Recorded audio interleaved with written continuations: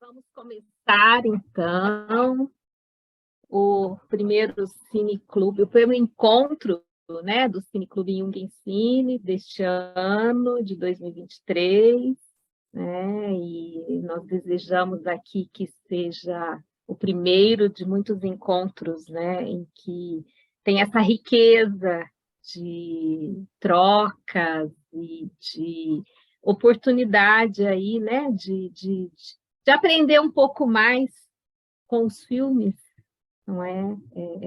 Sempre é muito bom.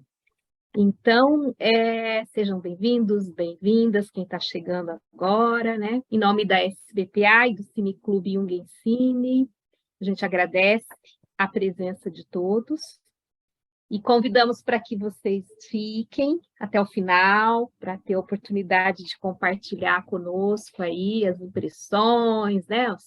Os comentários, trazer questões, porque a riqueza desse encontro se faz, claro, com a apresentação, mas especialmente com o debate, com as reflexões em torno daquilo que o filme evoca sempre em todos nós, não é? Então, hoje nós vamos ficar com os microfones fechados, como sempre, durante a apresentação, a gente pede a vocês. Se puderem abrir as câmeras, é sempre muito bom, é bom olhar, né? Embora aqui nos quadradinhos, 3x4, é muito bom a gente olhar, né? A gente se vê aqui. Então, o Cineclube faz parte dessa rica programação aí da SBPA. Quem já nos acompanha conhece, né? Quem não conhece, visite o site, visite o canal do YouTube. Lá se encontram, inclusive, os outros, né? Todos os outros encontros do Cineclube estão lá disponíveis, né? Para quem quiser assistir. A equipe do Cineclube e Jung Ensine é composta por mim, eu estou em Jacareí, aqui no Vale do Paraíba, pela Maria Cristina Marrei, que está em São Paulo, a Sueli Gerhardt, que vai nos brindar hoje com a apresentação, que está em Niterói, a Marfisa Reis, que está no Rio de Janeiro, e a Ana Sueli Vieira, que está em Salvador, né? E a gente sempre toma muito cuidado na escolha do filme, né? Que é que a gente estava conversando antes aqui nos bastidores, né? Sempre desejando que ele ressoe, que ele faça sentido, né? Para o momento em que a gente vive, coletivo ou individual, enfim. E a Sueli, então, ela é psicóloga, membro analista da SPPA e da IAP, terapeuta de família e de casal, fundadora do CAAPS, Centro de Atendimento e de Aperfeiçoamento em Psicologia, associado à ATF do Rio de Janeiro e à ATF do Rio Grande do Norte, Associação de Terapia de Família do Rio de Janeiro e do Rio Grande do Norte, e a ABRATEF, Associação Brasileira de Terapia Familiar. E o filme escolhido, né, para hoje é Argentina, 1985, lançado em setembro de 2022, que conta a história verídica, então, dos promotores Júlio Estracera e Luiz Moreno Ocampo, e sua equipe de jovens advogados assistentes, que ousaram investigar e processar militares que cometeram assassinatos, tortura, durante a sangrenta ditadura na Argentina. O filme é dirigido por Santiago Mitre e ganhou o prêmio Globo de Ouro de melhor filme estrangeiro e foi indicado também ao Oscar de melhor filme internacional neste ano. Sueli, passo a palavra a você. Muito obrigada. Então, nós vamos começar falando, né, que em 20 de janeiro de 2023, o Jorge Correia, que é do site Omelete, ele escreveu um texto onde ele fazia uma correlação entre Argentina e Brasil. E ele diz nesse texto: olhando com algum distanciamento, até parecemos muito diferentes.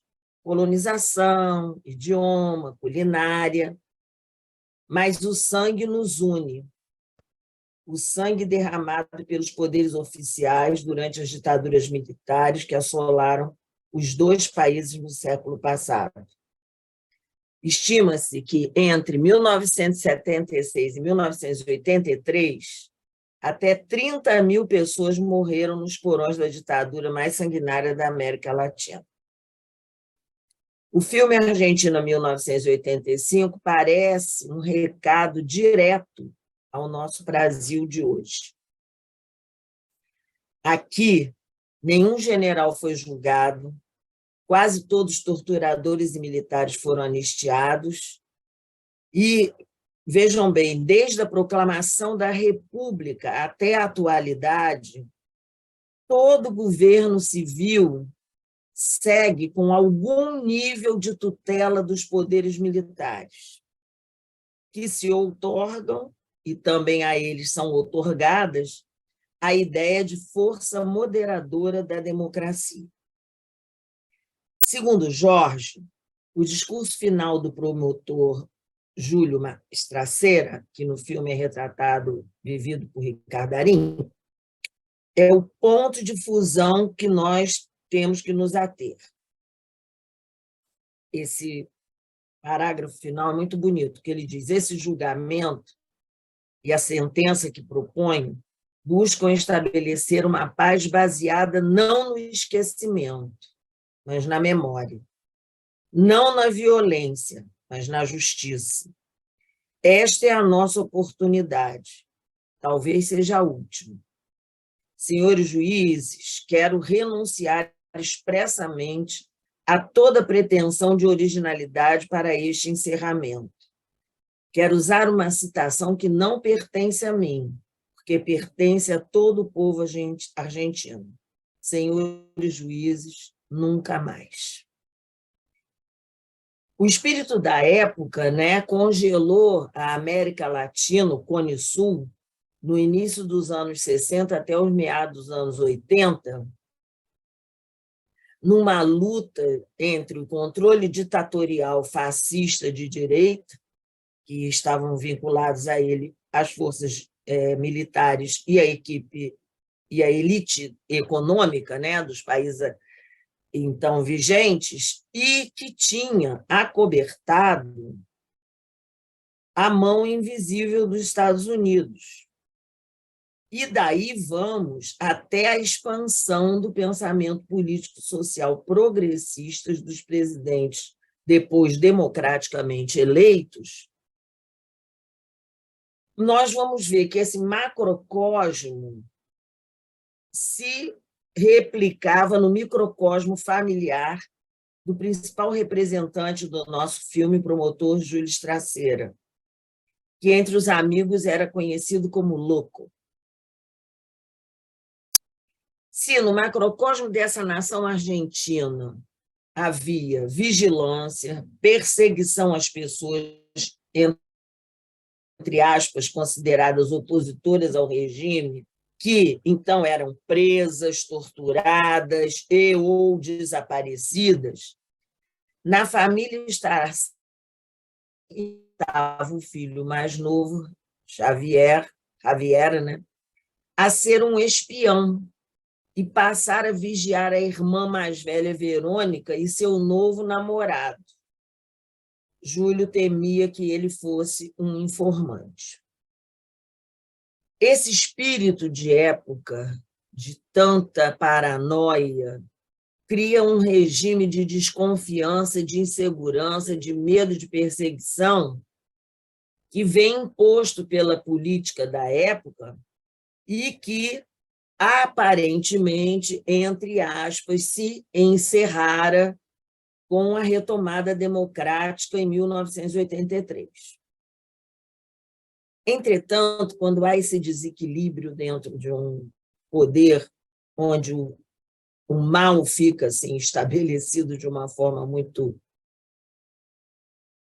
eficiente e muito assim, estratificada, leva-se muito tempo para que essa intensa energia negativa fosse superada, porque isso fica disseminado nas pessoas com medo de perseguição e, principalmente, temor ao desconhecido. O ser humano já tem medo do novo. Isso é bastante comum, né? Nós, quando vamos viajar para um lugar que a gente não conhece, a gente pega logo um livrinho com explicações do lugar, um mapinha, essa coisa, quer saber um pouco como é que aquele povo vive.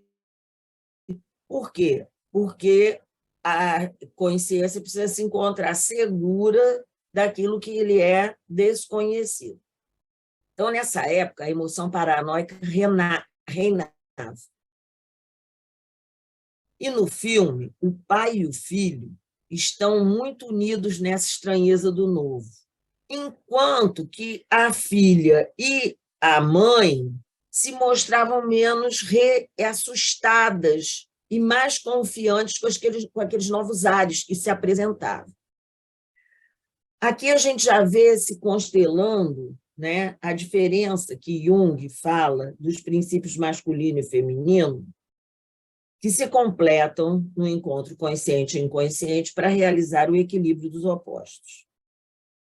Jung dizia que, para ele, falar do princípio feminino inconsciente no homem, ao qual ele denominou ânima, tinha sido muito mais fácil do que falar sobre o ânimos no inconsciente da mulher, porque ele disse que ele tinha vivido aquela experiência, aquele contato com aquela voz interior, né? Aquela voz da mulher interior, principalmente quando ele escrevia os livros negros, que foram todos os cadernos que ele anotou, toda a vivência que ele teve de encontro com o inconsciente, que dali depois gerou o Livro Vermelho. Hoje, ampliando esses conceitos de ânima e ânimos, nós precisamos levar em conta as subjetividades de ambos os traços no homem e na mulher. Levar em conta também as questões culturais que se baseiam nas narrativas históricas e nas características profundas das diferentes civilizações e de mundos culturais múltiplos.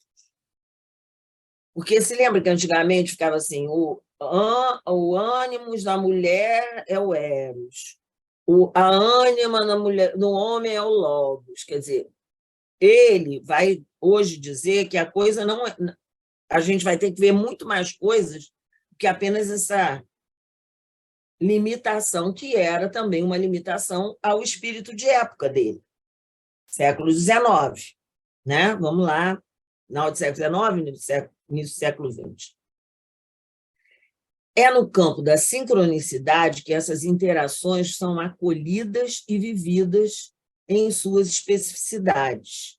Questões de raça, questões desde o instintivo até o político-social plural, do princípio feminino fluido ao princípio masculino, que tem aquela coisa objetiva e de liderança. Essas duas essências se apresentam sempre esculpidas através de representações culturais, que lançam projeções, dando forma a essas expressões. Tem-se uma noção coletiva de como o feminino e o masculino se expressam. Para a gente não se paralisar em isto é uma característica do feminino, isto é uma característica do masculino. Há que haver sempre uma luta constante dentro de nós por diferenciar e não reduzir essas observações. A aproximação de Jung com os estudos alquímicos ampliou a percepção dos opostos masculino e feminino, que aí Sol / Logos, Lua / Eros, que passam, então, a representar em profundidade maior essas partes opostas em conjunção para o processo de individuação, que seria a realização da totalidade psíquica, as famosas bodas alquímicas. Ao compreender a natureza como a abrangência de todos os fenômenos, nós vemos nela dois aspectos. A natureza existe o aspecto físico, considerado uma força do feminino, cuja meta é a união. E um outro aspecto, o espiritual, o pneumático, que é considerado uma força do masculino que tende à distinção. Edgar fundamenta que a anatomia da psique se constitui dessas duas energias opostas. Essa noção do outro, da contraparte sexual do inconsciente, ânimo e ânimos, são guardiões do umbral. No lugar de penumbra onde vivem, muitas vezes se apossam do eu como complexos autônomos que são. E aí eles vão perturbar e vão impedir o desabrochar da personalidade. Para o processo de desenvolvimento da personalidade se dar, é preciso que o eu tome a primeira consciência de que ele não é o senhor de sua própria casa e comece a se diferenciar dessas emoções que o possuem. Isso ocorrendo, essas emoções deixam de ser autônomas e passam a ser funções e se tornarão, então, pontes que vão unir consciente e inconsciente. Serão, então, a função que transcende o ordinário e vai trazer o extraordinário. Segundo Jung, quem quiser incrementar o progresso de seu próprio ambiente cultural, pois toda cultura começa no indivíduo, deverá tentar objetivar as atuações da ânima, e eu coloquei e do ânimos, cujos conteúdos subjazem a essas atuações. Se adaptará e, ao mesmo tempo, se protegerá contra o invisível.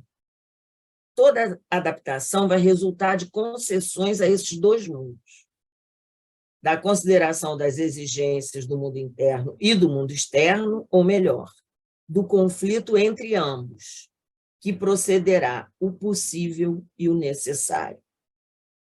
Júlio Louco tem alma sensível.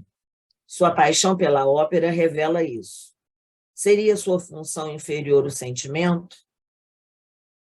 É nesse prazer de ouvir ópera que seu espírito se nutre e o seu eu se esconde, inclusive em seu lugar de trabalho. Tem uma hora lá que ele entra lá na sala, fica lá escutando música, não quer ser interrompido. Ele teme ser convocado para julgar os antigos ditadores, já que cada vez mais cresce o boato de que a justiça civil é que faria isso, pois Júlio teme por si e por sua família. As perseguições e as ameaças às escondidas continuam. Os telefonemas ameaçadores, a carta que tem o brasão da Marinha deixada na casa dele com uma bala em cima. A atitude fascista permanece no campo relacional da sociedade. Há um momento que há um pronunciamento na televisão, que foi assistido com grande interesse pelo povo argentino, que Júlio não queria ver, né, como negação, primeiro mecanismo de defesa, eu não quero ver isso, apaga a televisão. Aí a mulher insiste, não, vamos ver sim. O ministro do Interior, Antônio Trócoli, culpa as vítimas pelo que lhes aconteceu. Quando o aspecto do mal, o Uber, a sombra coletiva domina, seu equilíbrio e controle custa muito a se refazer presente. Existem 3 personagens que compõem com Júlio um quaterno combativo, que alavanca a possibilidade dele enfrentar sua tarefa simbólica e vivencial de se tornar um herói, algo que ele teme e refuta. Não quero ser um idiota, diz Abruzzo, seu superior, que é um mensageiro, tal como Hermes, entre os deuses, entre aspas, políticos e entre aspas, escolhido promotor público. Júlio sente-se em perigo. Então, 2 guardas-costas lhe são enviados, que ele tenta não aceitar, porque ele não quer que a família perceba dos riscos que eles corriam. Mas isso é impossível. Os guarda-costas, o Hormiga e Romero, que ele faz até uma blague com o nome do Hormiga, chama de Formiga, já haviam estado em sua casa e falado com sua mulher e filhos. Esse viés paranoico que perturba mostra que Júlio tem um ego desconfiado da capacidade de resolver o ato heróico. Sofre desse espírito de época, um sofrimento coletivo, arquetípico, uma causa objetiva impessoal. Tal como Jó, ele se sente jogado em mãos criminosas, que o tiram do seu campo de tranquilidade. Ele se sente alvo, né, de um martírio, de um sacrifício social. Entretanto, o que mais dói nele, na verdade, são suas flechas internas, que é a sua força libidinal que o fere, e aí ele torna-se um carrasco de si mesmo, tanto que ele introverte e mergulha em seu interior. Palavras de Jung. Quando se trata de realizar uma grande obra, diante da qual o homem recua, duvidando da sua força, sua libido regressa para aquela fonte. E este é o momento mais perigoso, em que se faz a decisão entre destruição e nova vida. E essa fonte para a qual a libido retorna chama-se mãe. É o próprio fundo de onde a libido surgiu e a brecha, o umbigo, por onde um dia essa energia vital penetrou em um corpo. Nenhum homem, segundo Jung, se impõe a esse tormento perturbador e de grande sofrimento. Na verdade, o ser humano é pego por essas vivências. Isso lhe acontece. Filogeneticamente, a consciência é como todos os sistemas do corpo humano. Quanto mais consciência se faz, maior o obscurecimento de aspectos da alma, acabando por ocorrer uma cisão na psique. Essa cisão entre os poderes antagônicos, luz e trevas, só será reconhecida através da projeção da visão de mundo. Na alma, o que ocorre é uma tensão de opostos. E só com a diferenciação psicológica das ideias religiosas e científicas é que uma unificação, mesmo que relativa dessas forças opostas, poderá ser atingida na psique humana. Mas voltemos aos personagens anteriormente citados, que são seu amigo e irmão Cláudio Somigliana, que tem uma característica muito interessante: após 30 anos de advocacia, ele deixa a advocacia e vai ser dono de um teatro. E aí já fala de um sentimento aí da arte como um caminho de realização. Seu antigo mestre russo, que está adoecido, mas não se abate, e continua acreditando que unidos vencerão o mal. Ele comenta: basta uma abertura, entra lá. O que não pudermos fazer durante a ditadura, faremos agora. E o jovem promotor adjunto, designado para auxiliá-lo, Luiz Moreno Campo, que Júlio propositalmente erra seu nome ao chamá-lo, e que Ocampo sempre o corrige sem mostrar irritação. Júlio, que tentando encontrar sua equipe junto com o Cláudio, reconhece que nada sobrou dos antigos parceiros, isso é, muito pouco do que o ego utilizava como caminho relacional vai servir para o momento atual. Por sua vez, Ocampo também tem as suas questões pessoais. Ele é um jovem que vai para ajudar o promotor, ele é um promotor, mas qual é a história pessoal desse rapaz? Ele é tataraneto de um general de grande importância dentro das Forças Armadas. Está ali exercendo a função de promotor para julgar os militares que deram um banho de sangue no povo argentino durante seu domínio no poder público. Difícil a gente julgar a própria ascendência familiar. E, para isso, ele tem que enfrentar o descaso e oposição de sua mãe, bem como de seus parentes. Para você, sou o coronel-major Ocampo, lhe diz seu tio-avô, quando ele tenta falar com ele numa festa familiar.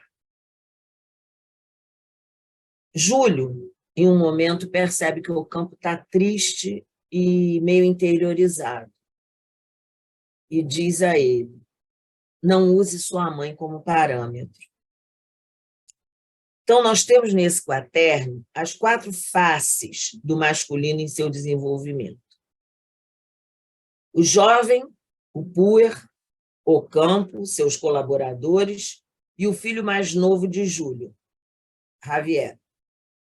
O próprio Júlio, o eu adulto, e seu amigo Cláudio, o outro, o companheiro, o aspecto anímico em potencial de vir a ser consciência e que acompanha o ego ao longo da vida, e o velho mestre russo, a sabedoria ancestral, o Sênex. Paralelo a isso, nós temos 4 forças femininas que também são ativadas. Sua filha Verônica, uma jovem que procura seu espaço e não se omite. Sabia que o homem que namorava era casado e não quer saber nem do pai nem do irmão a espionando. E as jovens moças que Ocampo seleciona para a equipe, sendo que uma delas, Judite, ao ser inquirida no momento do julgamento sobre um telefonema anônimo que recebera fazendo ameaças, responde que a voz era de um fascista. Questionada como sabia que era a voz de um fascista, ousadamente, como todo jovem tem a ousadia da juventude, responde ao advogado de defesa dos militares, assim como a sua. Essas são as puelas. A mulher de Ocampo, de Júlio, Silvia, que sempre o faz refletir positivamente sobre sua potencialidade real, que demonstra orgulho por ele, né? Diz que ele tem orgulho dele, que o faz entender como independência de poderes o que ele via como um perigo, quando ele havia sido levado a uma reunião com o presidente do país, que não podia se dar numa casa do governo, mas que não deixa de criticá-lo e de contradizê-lo quando se faz preciso. É a representação da função da força anímica conscientizadora. Temos também a sua secretária Susana, que sabe que é uma funcionária pública como ele. O senhor não pode me demitir. Ele usa, ela fala, ele, você não me responde, porque ele falou assim, o senhor não pode me demitir, eu sou funcionária pública. Que não deixa de ser a noção da força positiva, e às vezes pode ser negativa, da fixação, que é um aspecto abstrato, mais etéreo, uma força também inspiradora. Ela negociava muito com ele, dava ajudas a ele em momentos que ele se sentia desprotegido, né? Essa secretária fazia um mix com ele para ele não ficar prisioneiro lá daquele Hermes que vinha a todo momento perturbar ele e deixar ele apavorado. E a sabedoria das anciãs, Sofia, que vem representado nas mães da Praça de Maio, que dizem que esperam que agora ele faça alguma coisa, já que não havia feito nada enquanto a ditadura esteve presente. É esse equilíbrio em ação que busca, da luminosidade enegrecida pelo mal, a energia renovada do espírito desse povo. Ocampo chama os jovens advogados. essa renovação de ares possibilita o sistema que estava paralisado a se mover, apoiado na sabedoria ancestral do mestre que prepara o herói para a batalha e na força do novo, que traz estratégias ousadas, diferentes, comportamentos desafiantes e sagazes. Eles viajam em busca de prova, que em tempo recorde eles obtêm. Eles fazem propaganda nos rádios, desafiando o poder público. Eles congregam apoiadores. Tem um momento do filme que a menina tem que entrar numa obra, ela entra escondida atrás de uma carroça para poder falar lá dentro com os homens da obra. Há um momento de tensão entre Júlio e Ocampo, onde as polarizações entre eles são finalmente confrontadas. A roupa suja é limpa e o fortalecimento da relação se estabelece. Tem aquele momento da discussão deles dois, onde Júlio diz ao Ocampo que, na verdade, era para ser dito dele para ele próprio. Você acha que eu não fiz isso? Você acha que eu não fiz aquilo? Que eu estou temeroso? Da mesma forma que o Ocampo também fala sobre si através do diálogo com o Júlio.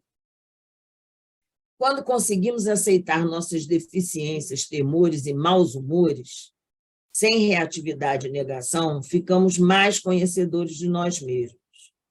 E então as relações se tornam mais claras e permanentes. Quando se inicia o primeiro dia do julgamento, que a defensoria do antigo regime de início dissera que ia ser muito rápido, que não ia ter problema nenhum, essa mesma defensoria começa a apresentar certo mal-estar e tenta adiar o evento, plantando a ideia de que há uma bomba no tribunal. Estão temerosos do que virá a acontecer, que fazem o pedido infantil para que as mães da Praça de Maio retirem seus lenços da cabeça, pois não deveria haver no tribunal nenhum símbolo referente a qualquer posição política. Vamos ver o símbolo do lenço. Ele tem uma ampla e grande simbólica da feminilidade e da ousadia. Debaixo dele estão os cabelos, onde as virtudes e os poderes, a força vital, está concentrada. E, no caso dessas mulheres, o lenço revelava também a luz da verdade. Então, vocês vejam como é um pedido tão infantil, que elas, enquanto estão com o lenço, a possibilidade da força estava guardada. Tirar o lenço é deixar essa força expandir. Para termos uma noção de como o povo estava possuído por esse espírito de época, de paranoia, nós vemos o jovem Ocampo sair assustado de uma recepção dada a seu tio, correndo desenfreadamente, porque ele se sente perseguido. E no tribunal, ao rever o homem que o assustou, ele aí acha que tem uma bomba mesmo ali. E Júlio afirma para ele, não tem bomba aqui. Nesse momento, nós já vemos que Júlio já está sendo conduzido pela energia do herói no enfrentamento da tarefa a cumprir.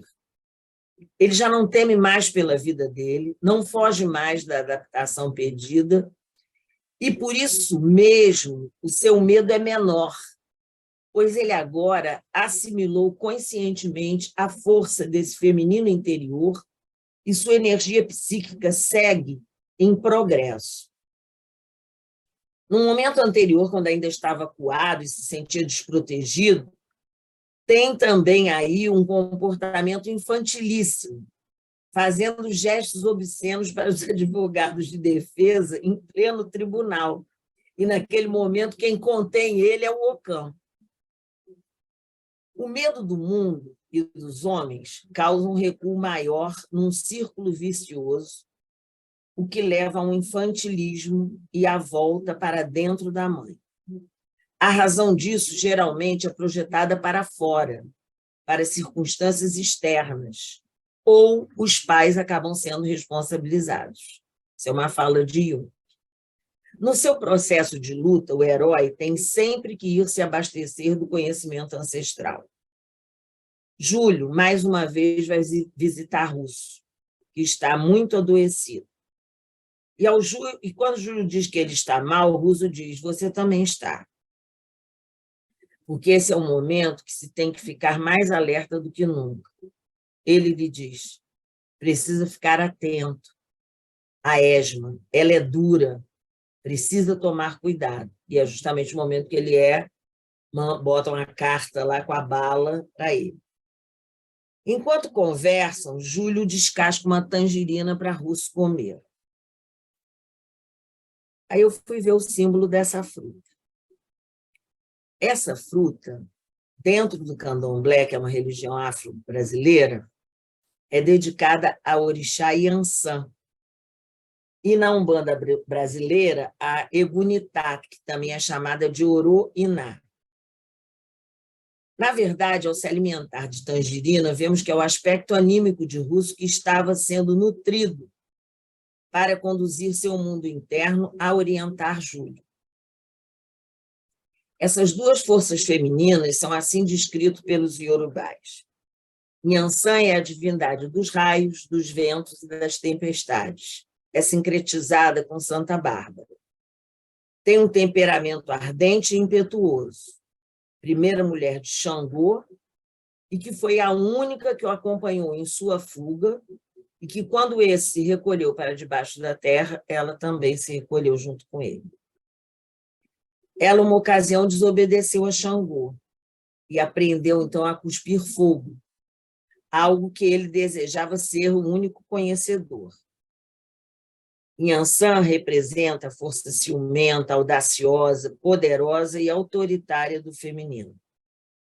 Na mitologia grega, assemelha-se a Hera, mulher oficial de Zeus.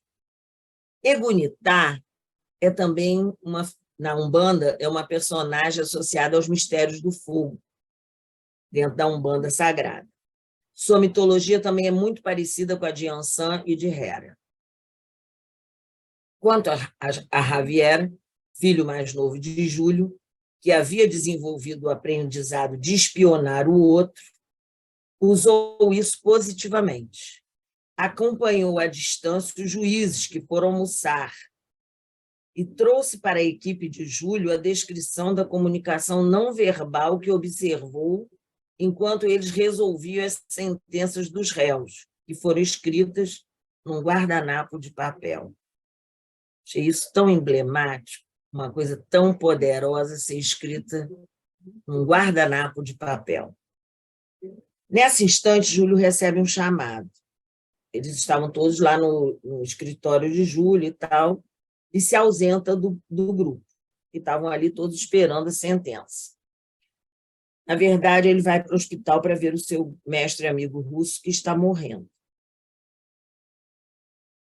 E é interessante porque o Russo, pelo que a gente vê, ele está tendo alguma coisa pulmonar. E saibam-nos, protegidos de Ansan, justamente por ela ser a rainha dos ventos, tem alguma coisa sempre nas vias respiratórias. Mas Russo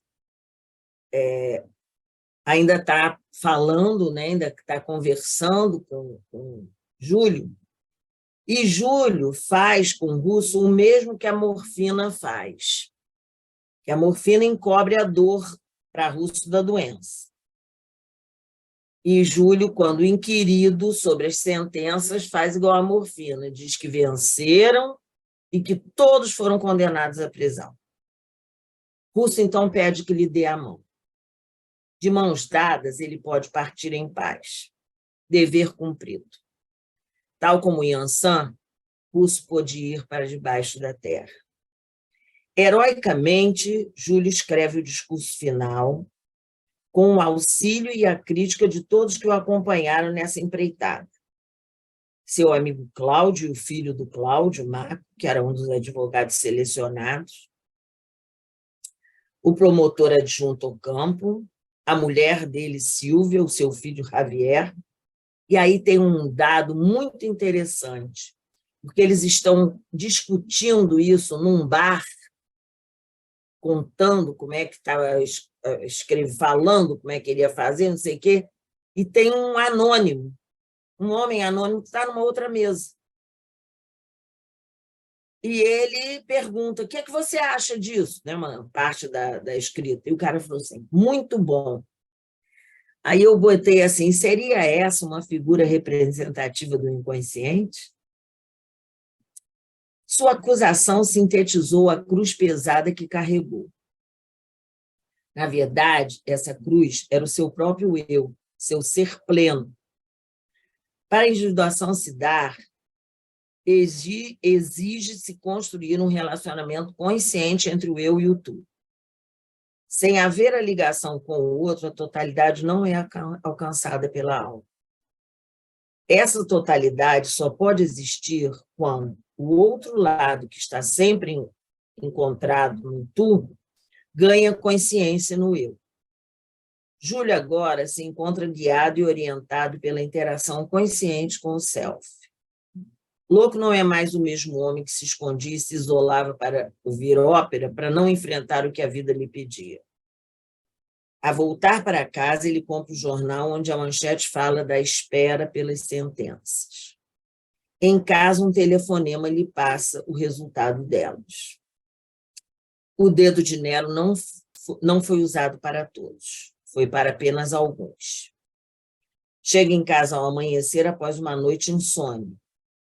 E, ao invés de aceitar o convite de sua mulher de ir dormir, senta-se à máquina de escrever para redigir o recurso da acusação, para não permitir que nenhum deles saia impune. O herói não está satisfeito e confortável com o objetivo atingido. A boa nova que entregará ao povo o frustrou, embora o seu filho Javier demonstre aprovação pelos resultados, gritando: "Mãe, Vero, papai botou Videla na prisão perpétua." Para Júlio, a tarefa do herói estava parcialmente cumprida. E o nunca mais precisava ser completo. Essa foi a minha abordagem de olhar essa alma em tanta tensão dentro dela para a representação de um povo, né? Ele era ali, ele e aquele povo argentino, né? Então, eu trouxe muito essa história do herói dentro da pessoa para poder que o herói de uma nação também seja abastecido, né, em todos aqueles que precisavam se fortalecer para essa virada de tempos ocorrer, né? Que o espírito de época estava em transformação, mas ainda restava aquela energia, né, de medo, de submissão ao desconhecido, terror das possibilidades de aprisionamento, etc. E aí, agora eu vou deixar para minha amiga Denise completar aí a nossa conversa. Celi, muito obrigada. Sempre a gente te ouve, né, com esse encantamento de poder aprender bastante com a sua leitura, né? E aí, pensando nesses representantes do povo argentino, ou do povo, né, que vive essa experiência horrível da ditadura, né? Eu fui muito capturada pelas Mães de Maio, pela experiência, né, pela vivência de não poder elaborar um luto e, ao mesmo ter que elaborar um luto, né? A impossibilidade, então, dessa vivência do luto, ou o adiamento dessa vivência que pode durar aí por toda uma vida, né? Nós vivemos isso, claro que, infelizmente, com a ditadura aqui no nosso país, mas também com a pandemia recentemente, essa experiência das famílias, né? Mais de uma pessoa da mesma família, com o Covid, internadas, e quando se sai, cadê a mãe? A mãe havia falecido naquele momento e a pessoa só soube depois, né? Então, assim, são experiências daí dessa impossibilidade ou dessa dificuldade, mais ou menos com a pandemia, se é que a gente pode usar essa expressão ao menos, porque é uma experiência horrível, mas havia a confirmação da morte. Então, imaginemos aquelas condições, né, do luto, de elaboração, de pensar no luto por uma pessoa querida que morre, né, que sempre vem acompanhado de um intenso vazio, esse vazio que nos tira do eixo, né? Basta lembrar Deméter, quando a filha dela desapareceu, Coré, né? Raptada, e ela também foi um desaparecimento, ela não sabia até onde ela, né? No primeiro momento ela não sabia nenhuma notícia, né? Isso levou a deixar a terra devastada. Nenhum animal e nenhuma planta se reproduziriam naquele período, né? É a imagem equivalente à estagnação da energia psíquica, né? Então, angustiada diante dessa incerteza de reencontrar a filha, a Deméter parou de comer, parou de banhar-se, parou de dormir. O que pensarmos, então, né, daquelas mães, não só as mães, mas todas as pessoas, né, que vinham, seus esposos, seus filhos, mas seus amigos, né, serem levados, desaparecerem, né? Aí a gente tem, lembrando de Ísis, né, que pôde lamentar a morte do Osíris, trajando preto, cortando os cabelos, né? Aí a Sueli trouxe essa analogia dos cabelos e a força vital, né? A força vital cortada ali, vagando sem rumo aos prantos, mas podendo vivenciar essa experiência, né? Então, o luto nos permite curar, lembrar com amor em vez de dor. É um processo gradativo. Uma a uma você vai soltando as coisas que se foram e lamenta por elas.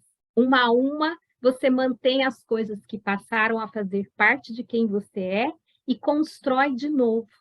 São palavras de Raquel Naomi Heming. A Ana Célia Rodrigues, que é analista da IAP, nos lembra que a obrigação mais séria dos gregos era o sepultamento de seus mortos, sendo que sem os rituais fúnebres, o morto não poderia entrar no reino dos mortos. O cadáver precisava ser lavado, perfumado, vestido de branco e envolvido em mortalhas, deixando o rosto descoberto para que aquela alma conseguisse encontrar o caminho para outra vida, né? E houve um tempo em que os ritos fúnebres eram cantados, pagavam-se as carpideiras para bater no peito e chorar a morte, né? Naquele momento de silêncio. Então, era o lamento por aqueles que tinham morrido, né? E tem um historiador, que é o Lewis Mumford, ele afirma que existem provas no período da Pedra Lascada, lá no Paleolítico, em que já havia preocupação com o sepultamento dos mortos. Então, esse respeito pelos mortos, os rituais fúnebres, os sepultamentos intencionais, né? E segundo esse estudioso aqui, esse foi, inclusive, na perspectiva dele, o começo das cidades, porque as pessoas se envolviam e voltavam naqueles lugares onde havia os sepultamentos e faziam, né? Mantinham aquelas celebrações. Então, no momento em que se recebe a notícia de que um amigo, né, alguém faleceu, começa esse processo de luto, né? E o que fazer quando não se tem essa notícia? O que fazer quando essa experiência, né, de confirmar, né, se a pessoa está viva ou não vem, né? Esse fardo da dúvida, essa suspensão da possibilidade de elaborar o luto, né? E às vezes, né, quando se está elaborando, vem de novo a esperança, né? Que pouquíssimas vezes acontece, mas a Sueli compartilhou comigo, vou compartilhar aqui, Sueli, né? Que pode acontecer desses desaparecidos durante a ditadura militar até serem reencontrados, né? Que é um exemplo que foi anunciado em dezembro do ano passado, no Brasil de Fato 20 anos, que as avós da Praça de Maio identificaram um neto que foi roubado pela ditadura militar argentina, de nome Juan, José Morales. Ele tinha apenas 9 meses, quando ele e sua mãe, Mercedes Del Valle Morales, que tinha 21, foram sequestrados em 1976. Então, ele foi encontrado, e elas comemoram, né? Aquelas mães, agora avós, estão lá, mas isso é raro de acontecer, infelizmente, né? Sabe-se, esse foi, tinham 500 crianças, eles calculam, que foram desaparecidas, que foram levadas naquele momento, né? Essa criança foi adotada, e quando os pais adotivos morreram, foi que ela foi, então, procurar saber suas origens, e aí ela soube. Então, aqui também tem uma lacuna, uma fratura na psique dessa criança, que não soube das suas origens, né? Porque ficou ali oculto, né? E, para concluir aqui, né, isso que me capturou, que é como elaborar o luto, né? Ou como ficar nessa condição de dúvida, de suspensão, por uma pessoa que desaparecida, essa dor intermitente, que vai, volta, é pausada de vez em quando, né? A pessoa acaba se envolvendo um pouco com a vida, mas desperta até culpa. Como é que eu posso continuar vivendo, né? Se uma pessoa tão querida está desaparecida, né? Essa presença na ausência, essa ausência na presença, né? E os rituais fúnebres ali, esse processo todo também em suspensão, né? Uma tentativa de dar conta disso, as pessoas se unem, as que tiveram experiências parecidas, né? Fazem memoriais, tentam homenagear aqueles entes queridos, né? E há o Dia Internacional das Pessoas Desaparecidas, que é celebrado em 30 de agosto. Mas são paliativos, né? É uma tentativa de ritualizar alguma coisa dessa profundidade, né? Dessa coisa, dessa dor que não se pode resolver, que fica aí nesse estado de suspensão. Sueli, que você... Denise, eu queria pegar um pouquinho aí disso que você falou, que eu acho que essa questão dessas crianças, né, que foram raptadas dos seus pais, eu acho que a coisa mais grave dentro disso tudo é que elas eram adotadas por militares. Então, você veja que vivência dramática, porque eu fui cuidada, e às vezes talvez muito bem cuidado por uma família, e de repente ele descobre que não é aquela pessoa, mas que aquele grupo havia desaparecido com a mãe, com o pai, matado, etc. Então, é um abuso de poder muito grande, né? Eu acho que esse, para mim, é o ponto assim, onde os argentinos ultrapassaram todas as medidas que você pode pensar em relação a crianças, né? O Kaucher deu uma palestra sobre os traumas iniciais, né, na vida. Então, essas pessoas têm traumas lá na alma infantil que as defesas que vão ser criadas vão ser defesas que vêm de uma força arquetípica, quase que primária, instintiva, né? Então, é bem, bem difícil. Marcas profundas aí, né, que dificilmente vão ser eliminadas, né? Elas vão ser, tem que ser levado em banho-maria, desconstruindo aquilo devagarzinho, porque senão pode vir uma fúria muito grande, ou então uma ilusão, aí eu entro no mundo da fantasia e não saio mais, né? Mas aí a gente queria agora ouvir vocês. As perguntas podem ser feitas abrindo o microfone e a câmera, se quiserem, ou pelo chat, aí eu vou uma contribuição também, né, Denise? Isso, perguntas ou contribuições, com certeza. Sempre bem-vindas.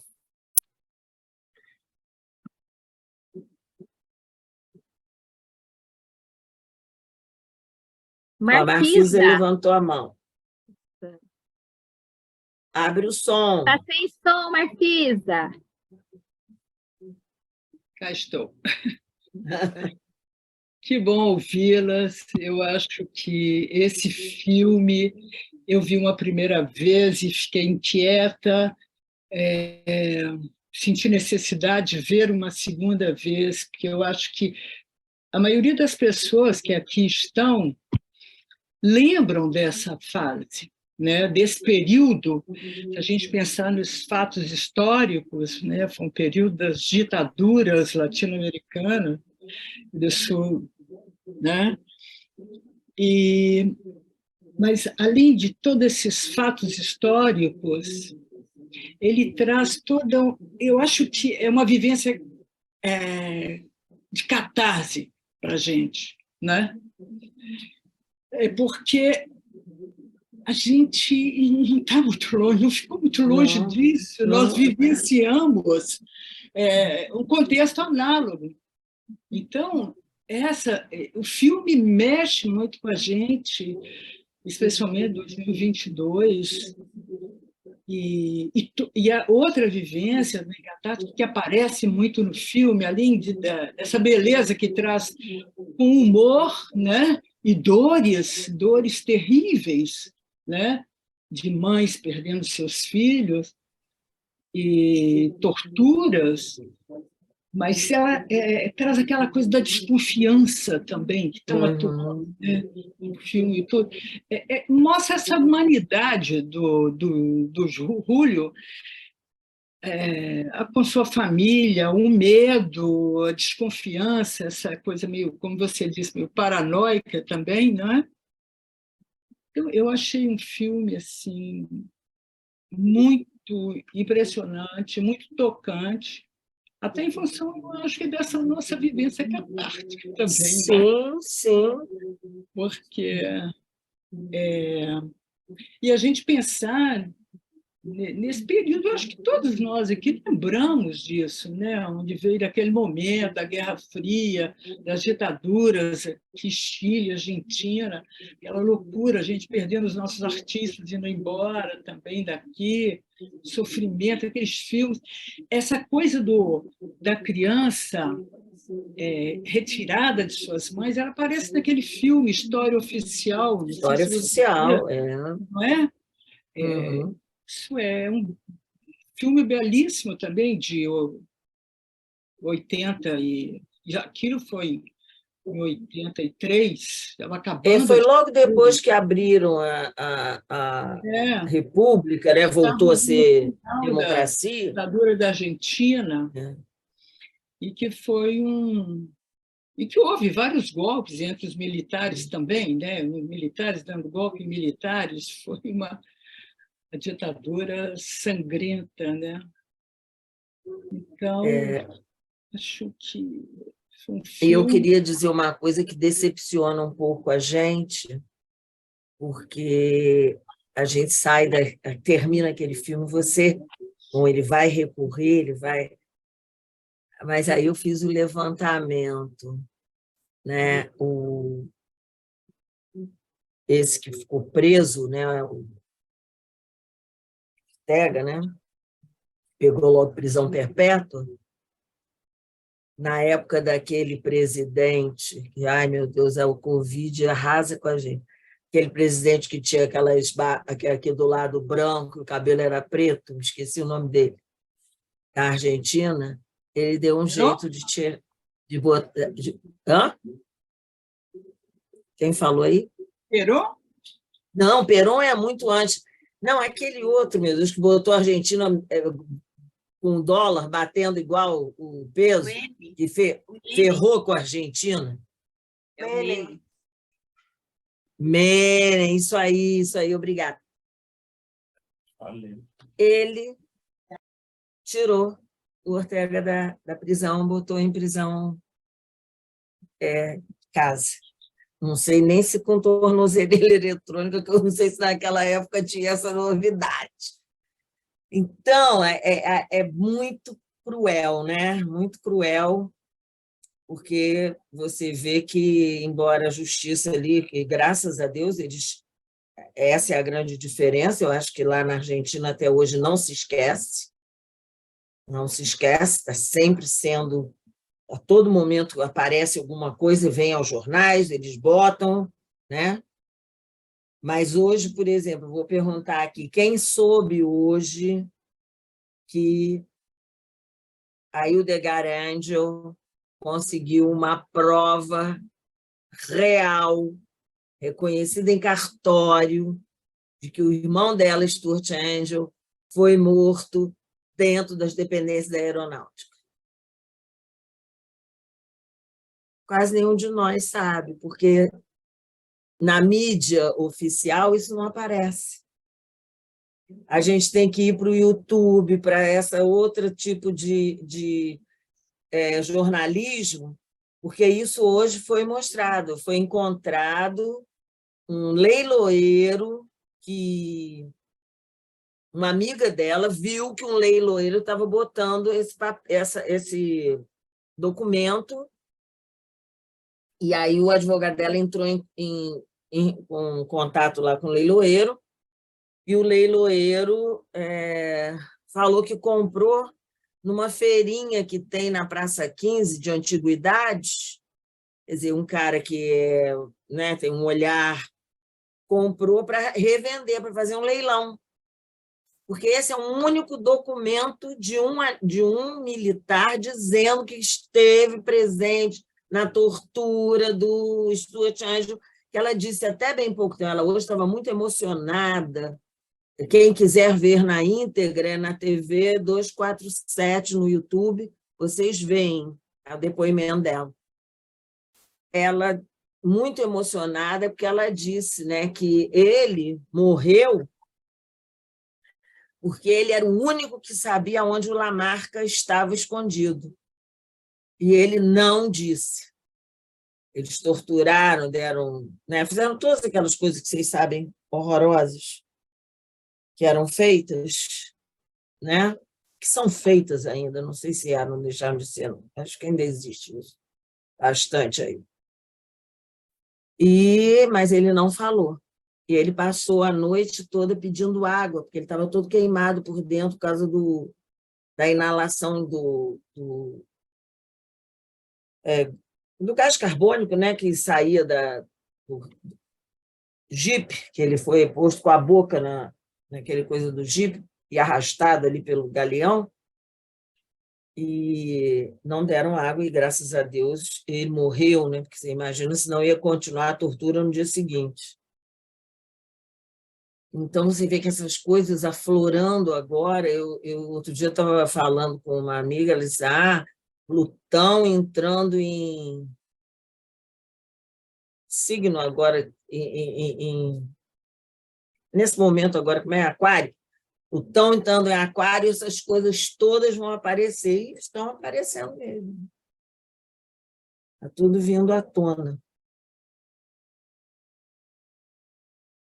E nas nossas histórias pessoais também, nas nossas famílias, nos nossos momentos, né? Esses fenômenos se apresentam. Mas dizem que na Argentina, depois, muitos jovens, mais tarde, foram fazer DNA, muitos, e se descobriram filhos dos desaparecidos. Verdade, verdade. Aí já tinha o DNA. Mas é isso, não dá para a gente pensar, ver este filme sem essa vivência e relacionar com tudo que a gente acompanhou, né? E não só lá, mas aqui, na nossa pele. Na época de 70, eu estava na PUC de São Paulo, e lembro daquele movimento, né, Maria Helena? Estávamos lá juntos, em 70 e pouco. Então, não dá para pensar só na Argentina, né? Eu acho que é uma vivência catástrofe.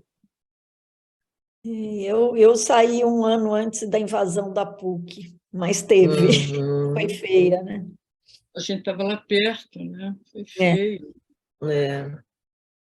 Isso aí. Eu tive muitos amigos que foram Esse filme, mortos, né, nesse período. A vida é uma coisa muito interessante, né?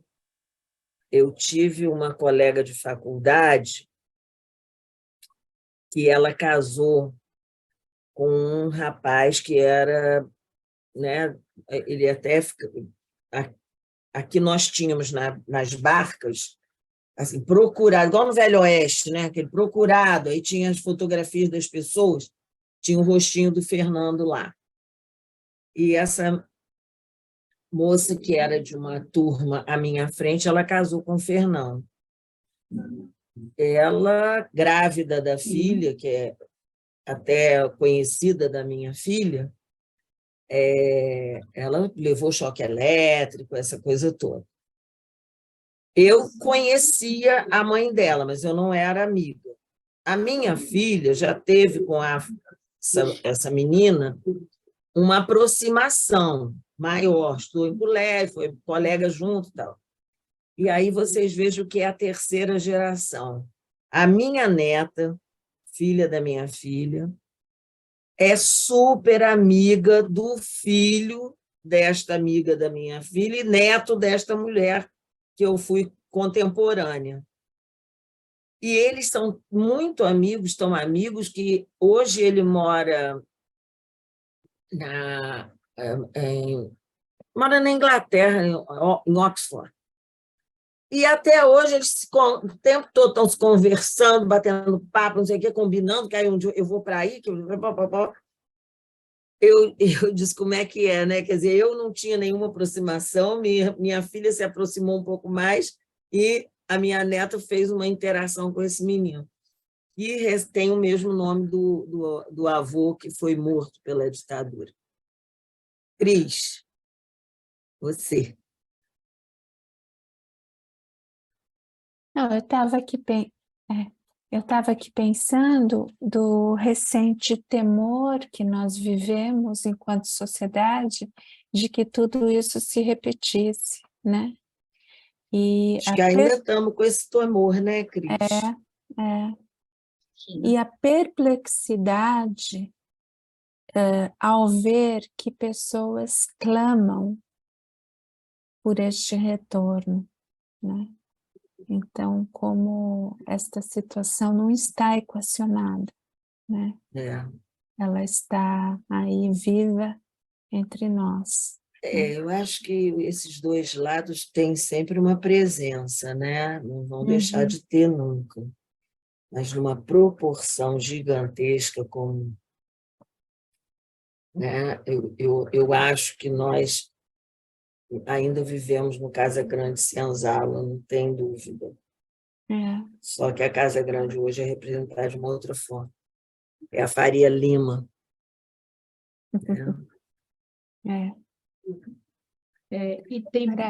E tem pessoas que acham que foi uma época boa.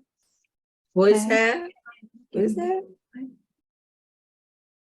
Porque... Eu não sei se por desconhecimento, muitas vezes, de algo que se passou, ou se por identificação, né? O que é pior ainda. Penso que tem as duas coisas, Cris. Por identificação com esses processos todos, processos sádicos, né? O que é a tortura, se não o exercício de um sadismo, né? Então, nós ficamos todos perplexos ao ver que um contingente de pessoas clama por isso. No mas.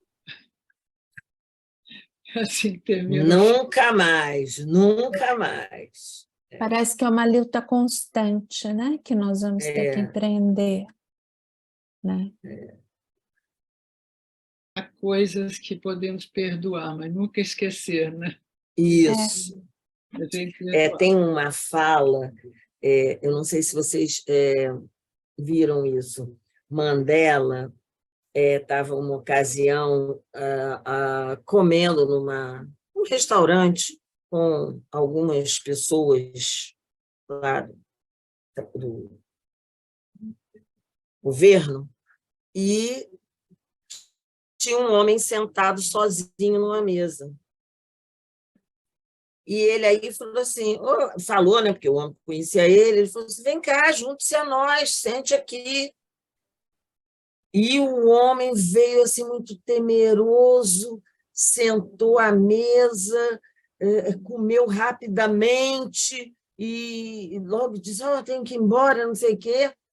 E aí uma das pessoas, um dos indivíduos que estavam com ele, falou assim, engraçado, esse moço estava nervoso, ele ficou assim desconfortável, comeu muito correndo, foi logo embora. Aí o Mandela falou assim, eu entendo que ele tenha ficado desconfortável, porque durante 20 anos ele foi o meu carcereiro. Então, quer dizer, o Mandela, com a atitude dele, disse, o problema é dele, não é meu. Ele é que tem um problema. Eu convido ele para sentar junto comigo.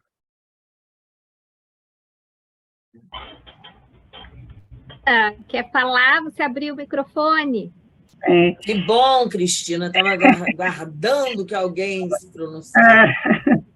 Falando em Mandela, você lembra, outro dia eu também vi algo sobre ele, que quando ele foi presidente, ele convidou os carcereiros. É mais uma história sobre os carcereiros. Uhum. E alguém pergunta para ele por que ele fez isso. E se ele perdoava e tal. Ele disse que perdoar sim, mas esquecer nunca. Exatamente. Né? Ele viveu com os carcereiros. Outra coisa que me impressionou muito no filme é o nível de violência, de agressividade, de crueldade que um ser humano tem pelo outro, né? Isso é uma coisa que a gente sabe que isso existiu, mas cada vez que a gente assiste, que a gente toma pé dessa realidade, toca muito, né? Foi muito cruel.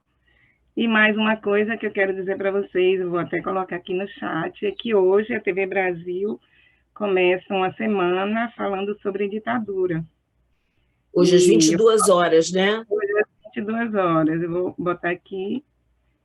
É um pouquinho grande, mas, enfim. Não, mas vale a pena, Maria Cristina. Vou botar aqui para vocês verem a programação. Aí, deixa eu ver porque é uma coisa que nós não podemos esquecer. Eu, por exemplo, esse fato que apareceu do documento do Stuart Andrews, né, do tal homem, Marco Antônio, eu mandei para minha neta, que tem 20 anos. Porque a gente tem que lembrar que essas coisas não podem ser esquecidas. Né? É verdade. Deixa eu ver se eu estou tentando ver aqui como é que eu mando. Pronto, sim. TV Brasil estreia hoje, 27, uma programação especial para relembrar um dos períodos mais sombrios da história brasileira, né? Vai ser durante essa semana. O especial Passado, Presente, Semana da Ditadura e Democracia, terá início com a exibição do longa, O Dia que Durou 21 Anos. E por aí vai, tem mais informações sobre isso. E a gente vê sempre, né, que você vê... Bom, eu, pelo menos, eu fico sempre vendo, não sei se eu sou maluca, porque eu já estou com aquela parabólica, né? Quando você vê uma pessoa surgir do nada e começar a ganhar holofote, e você pode contar que tem mão de país poderoso por detrás, dando cobertura. Porque a gente para conseguir fazer alguma coisinha, rala para chuchu para poder aparecer alguma coisa. De repente, aquela criatura vai seja em qualquer área. Não estou dizendo só na área das questões políticas e sociais, não. Você vê que tem sempre uma mão ali por detrás que está alavancando aquele processo, né?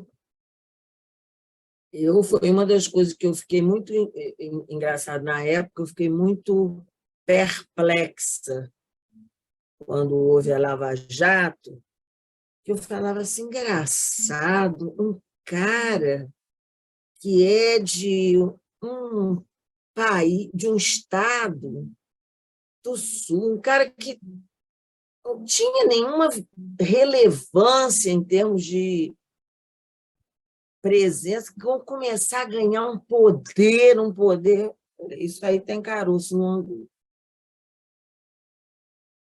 né? É como se a gente tivesse um pouco que não ficar tão inocente frente aos fenômenos, né?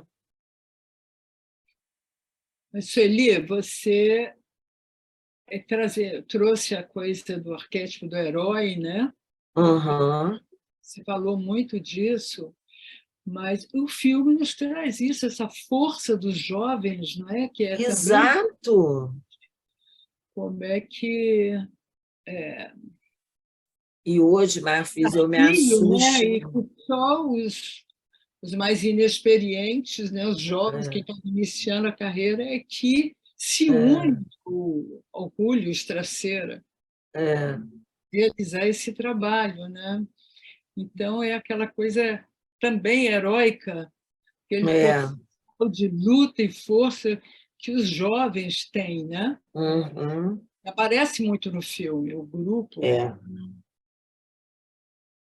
É que é o novo, renovado, né? Aquilo que vem com uma... E a coragem mesmo, né? Com a despido, né? Com a cara e a coragem, como a gente dizia. Que aos 22 anos, a gente é muito metido. Eu, com 22 anos, eu não dei um fora no juiz, lá no negócio, que eu estava sendo testemunha, e aí ele virou-se para mim assim, a senhora poderia fazer uma análise minha? Eu falei, se o senhor for no meu consultório me pagar, eu faço o seu tratamento. Aí ele falou assim, não, mas eu queria sim uma análise da minha pessoa. Aí eu virei para ele, eu não sei, aquilo veio do meu inconsciente, gente, eu não tinha consciência nenhuma do que eu estava dizendo explicitamente. Eu virei para ele, o senhor quer mesmo saber? O senhor é uma ovelha com pele de lobo. Aí ele falou assim, pena que não sei quantos advogados, falou lá, não pensem nisso. Eu falei assim, pois é, mas é que eles são advogados, eu sou psicóloga, por isso que eu sei. Saiu dali, eu fui sentar no banquinho, fiquei lá fora esperando, eu e minha colega. Quando o homem saiu da sala, veio cumprimentar eu e a minha amiga. O fórum parou. Eu tinha um tio que era advogado, ele ficou assim, porque ele era um juiz horrível. Mas os 22 anos faz a gente fazer esse tipo de enfrentamento. E a coragem do herói. Coragem, é? Sem lenço, sem documento, nada no bolso ou nas mãos, e vai em frente. E o Maria Helena, idealismo. fala aí, Maria Helena, querida. O E a idealismo. Heloísa também, eu vi a Heloísa Porto Alegre querendo falar. O jovem Então é deixa muito a Maria Helena, idealista. depois a Heloísa vai, tá? Não, do jovem ser muito idealista, né? Isso. Tá? Com aquela força, com aquela questão até dos hormônios dentro dele funcionando, empurrando para a vida, né? Podem fazer coisas terríveis contra si próprio ou não. Né? Acho que essa geração que foi vítima das torturas, desaparecimentos, na Argentina, no caso, boa parte dela era bem jovem. Ou seja, muito jovem, militância, um dos grupos montoneiros, outros grupos, chamava Juventude Peronista. Ou seja, a figura do pai Perón, que é uma figura fortíssima na história da Argentina, e que essa juventude embarcou nesse movimento, certo? Verdade. Seja em Montoneiros, ou Exército Revolucionário do Povo e outras organizações. E essa questão da violência na Argentina, ela antecede a própria ditadura. Ou seja, é uma história violenta. Às vezes o pessoal até compara a ditadura brasileira e a ditadura argentina. Uma vez o jornal Folha de São Paulo chegou a falar no editorial que a ditadura brasileira seria a dita branda. O pessoal caiu de pau porque foi violenta. Mas, claro que o nível de violência na Argentina foi muito maior se você compara em termos de desaparecimentos, torturas. Não, só o que eles faziam com as crianças, olha que barbaridade. Claro, claro. E vamos ver que a música nossa é o samba, é o carimbó, e lá é o que? O tango, aquela coisa, né, dramática. Tem a vocação depressiva para baixo, a gente à beira do precipício, e a gente sambando.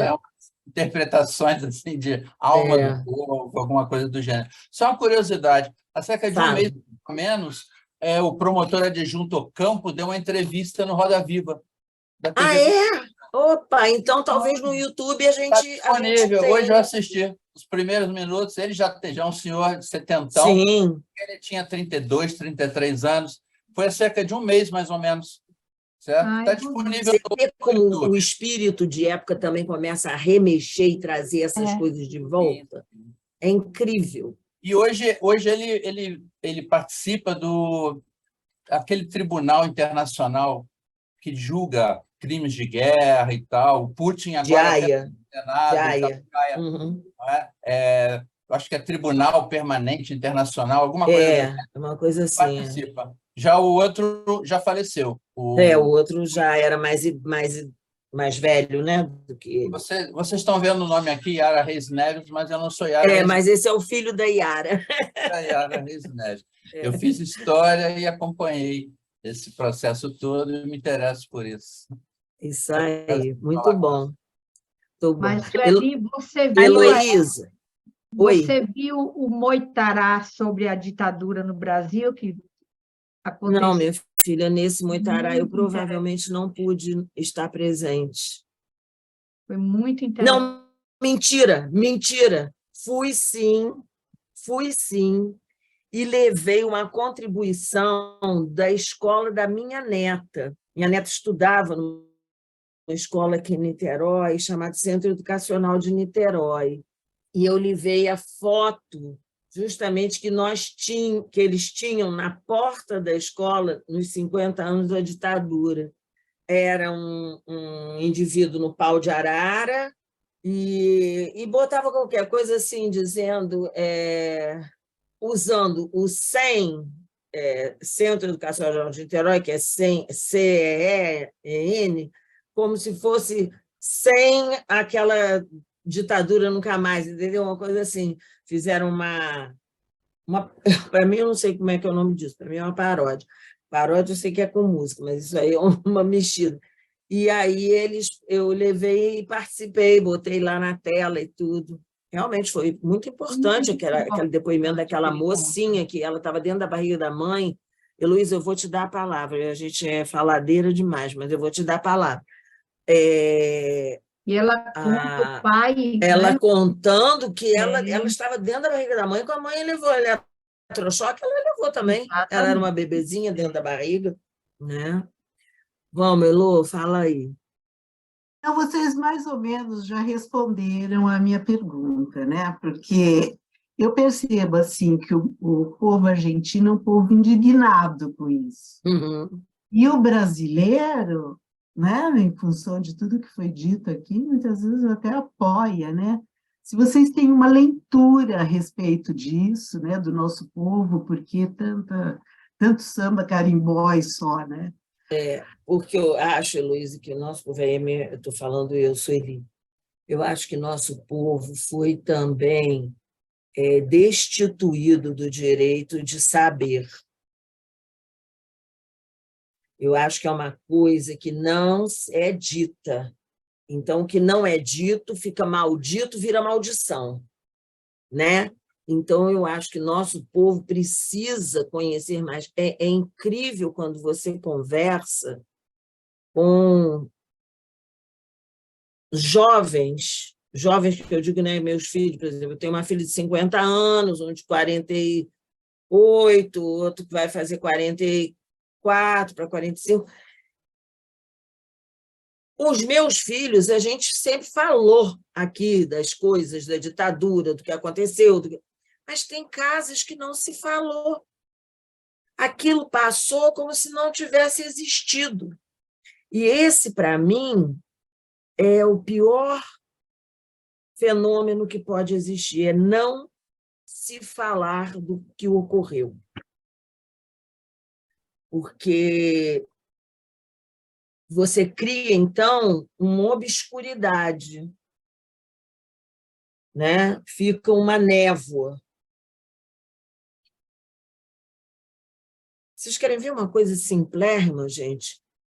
A situação do que aconteceu com esse filho da Daiane, esse último rapaz que está agora casado com aquela moça americana e que abriu mão. Ele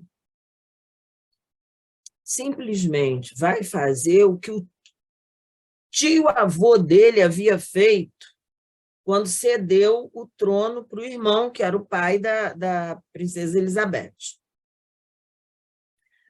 Só que aí, quando a gente estuda um pouquinho, né, da história, a gente que é terapeuta de família acaba querendo saber um pouco dessas figuras, das histórias.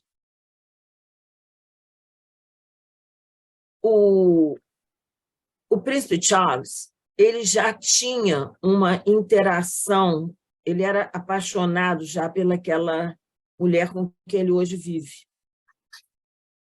Mas colocaram a Diane no meio porque o avô do Charles, o avô dela, tinha tido um teretetê com a rainha-mãe.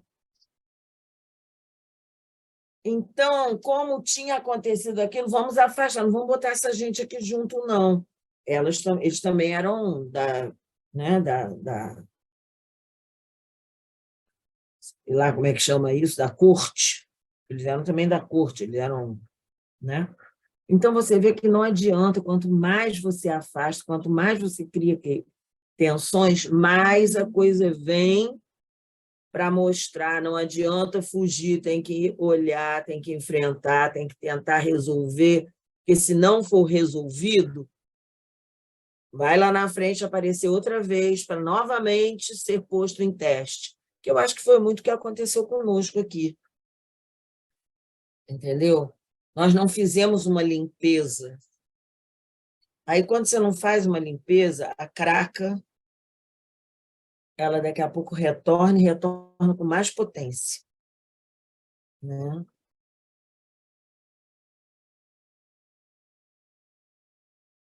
Eu não sei se vocês viram, algum de vocês já assistiram As Guerras do Brasil. São uns documentários, 5 documentários, está no Netflix.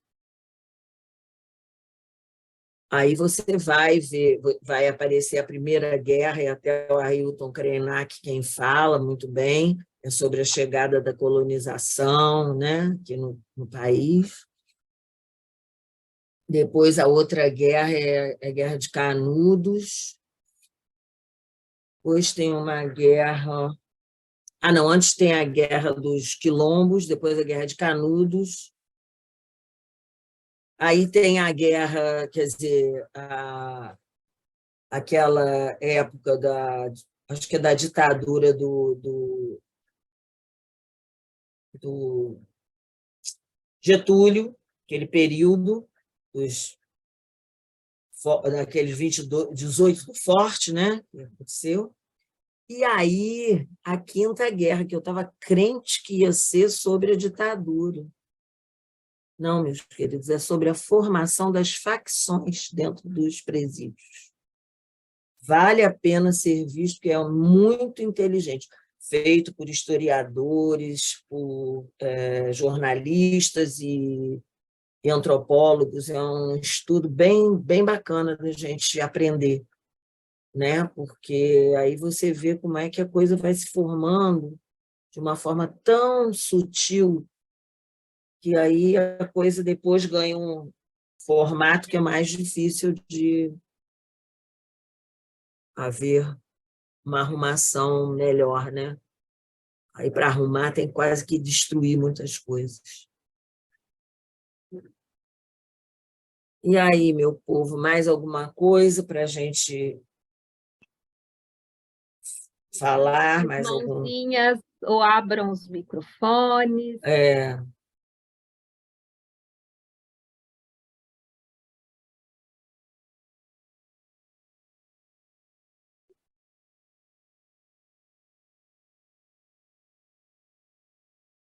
Olha, Sueli e Fala, meu Denise, amor. eu fiquei muito orgulhosa, muito me sentindo privilegiada de estar ao lado de vocês, que analisaram com tanta profundidade, sabe, esse filme, com muita profundidade, sabe? Foi Porque é bom a gente realmente falar com a alma da gente, né, Cris? Porque senão, né, é, se a gente pegar só a coisa teórica, é, é. fica muito, Uhum. como dizia o profeta naquela novela da Luz Esparadrapo, quem é da minha época sabe o que eu estou falando. É daqui para cima, daqui para cima. A gente tem que viver daqui para baixo, né? Então, é bom quando a alma está vivendo aquela emoção, né? Isso, exatamente. Obrigada, É uma Cris. situação... Pode falar, Ana Su. Não, acabe, Cris está falando. Eu ia dizer de como encontros, né, como esse, é o que São vai bons, fazer né?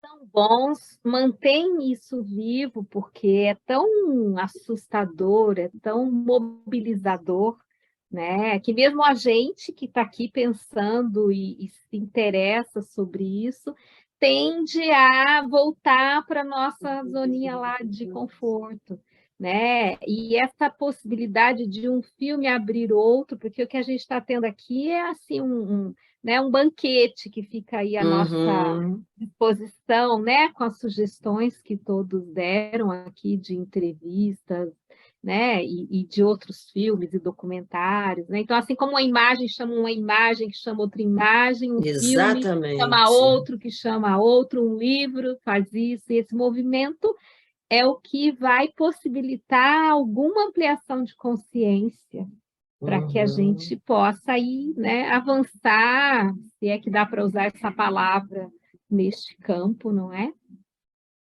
Ana Ou Su, pelo menos, né, Denise, Eu a gente achei... poder trabalhar em torno dessas imagens, né? Isso que eu acho que é fundamental. Fala, Nassu. Eu sinto um sentimento assim de melancolia, de, né, rebaixamento mesmo do ânimo, né, diante de escutar essas coisas, né? Esse Moitará foi uma experiência também muito intensa, porque foram várias pessoas que vivenciaram, Sim.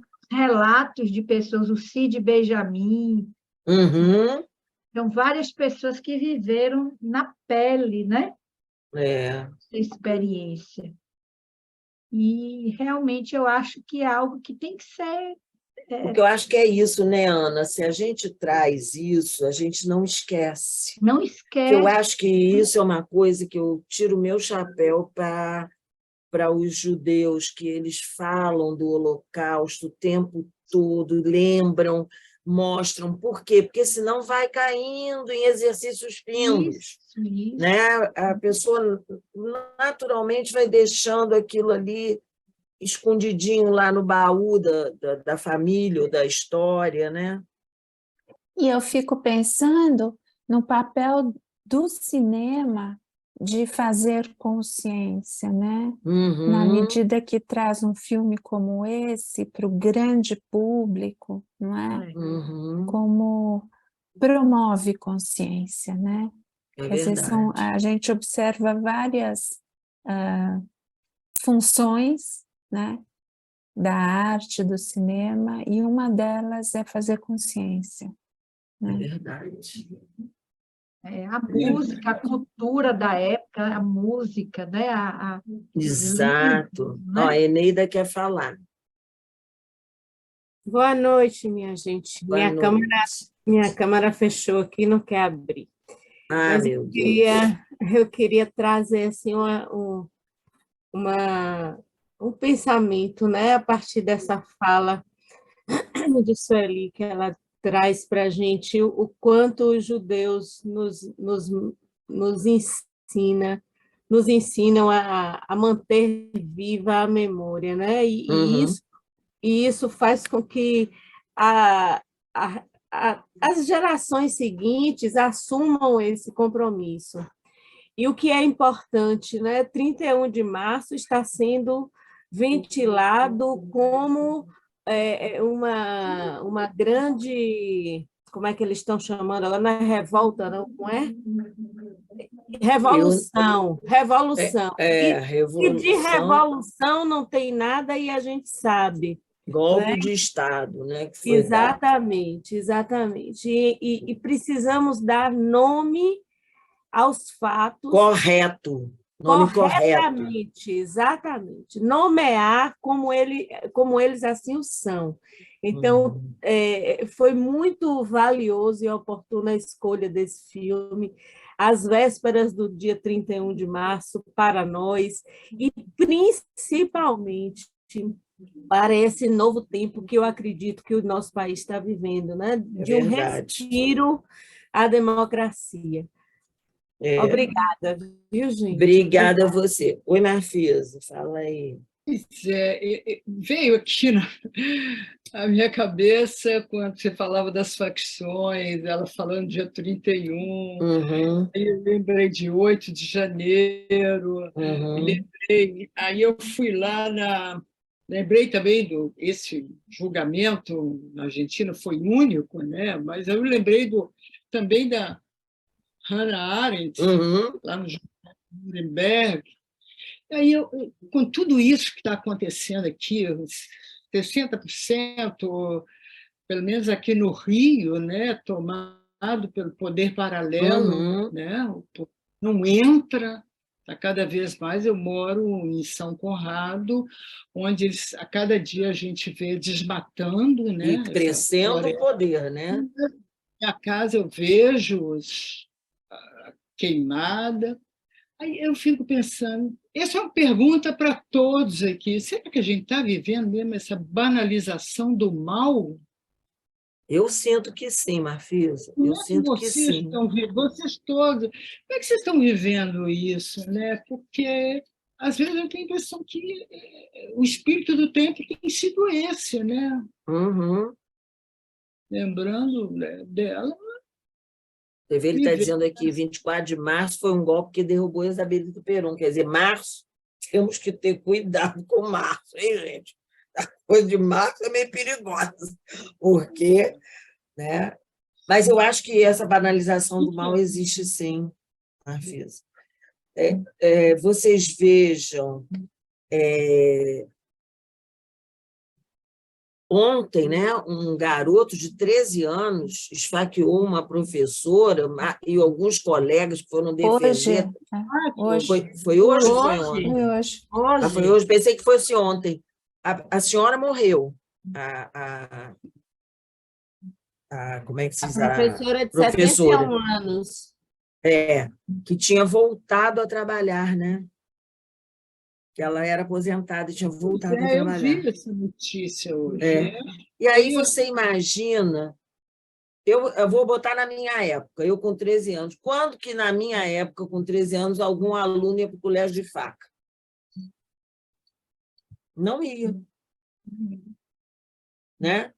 Mesmo que fosse assim, um aluno capeta, o diabo, em forma de guri, não ia. Então, essa banalização do mal foi permitindo que as fronteiras se perdessem de hierarquia, de respeito, etc. e tal. Então, a coisa ficou muito solta. Maria Helena quer falar? Sim. Então, vamos lá. Eu acho que, além da banalização, a gente está numa situação pior.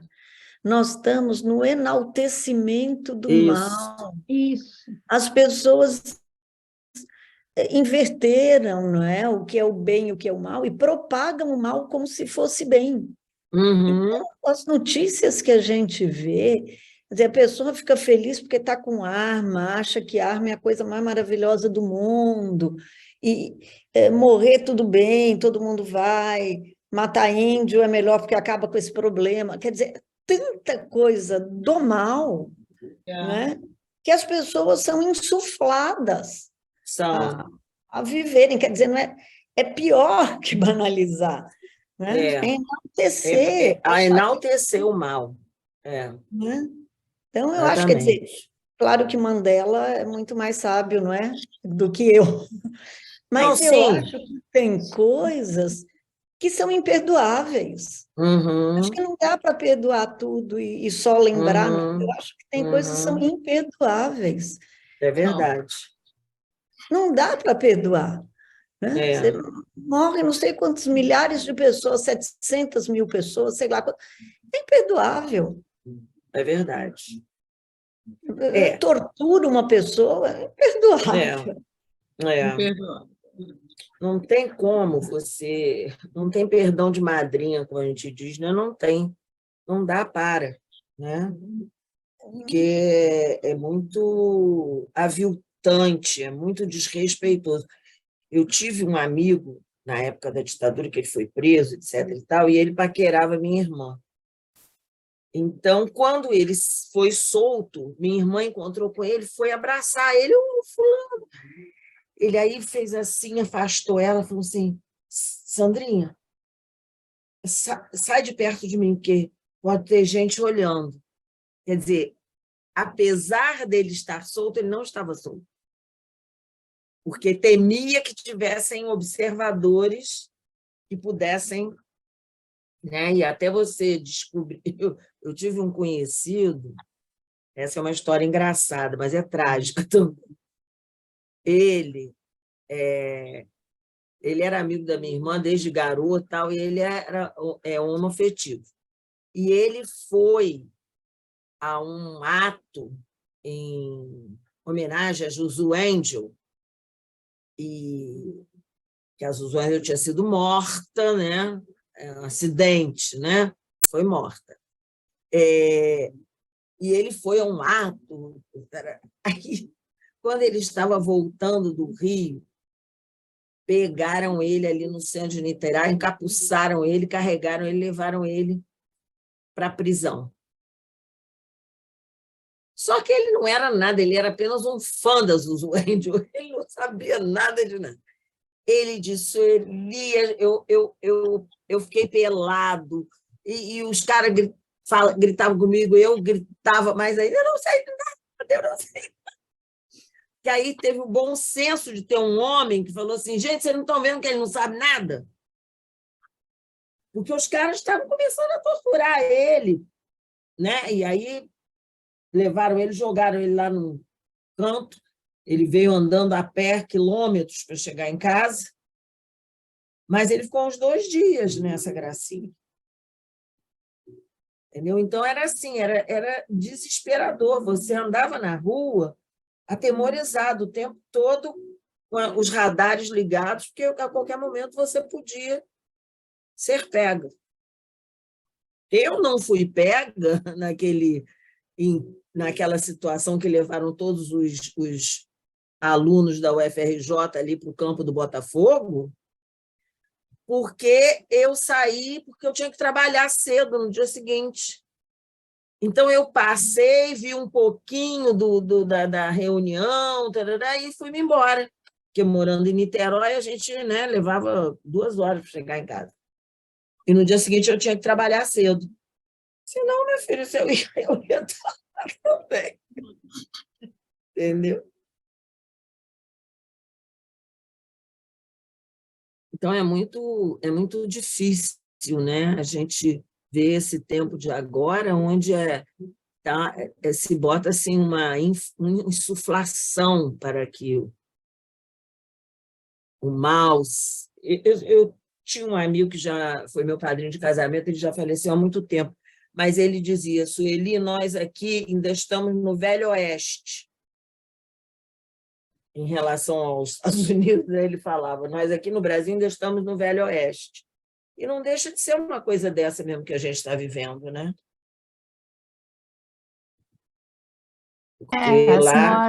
As mortes das pessoas, dos homens negros recentes dos Estados Unidos. E continua acontecendo, né?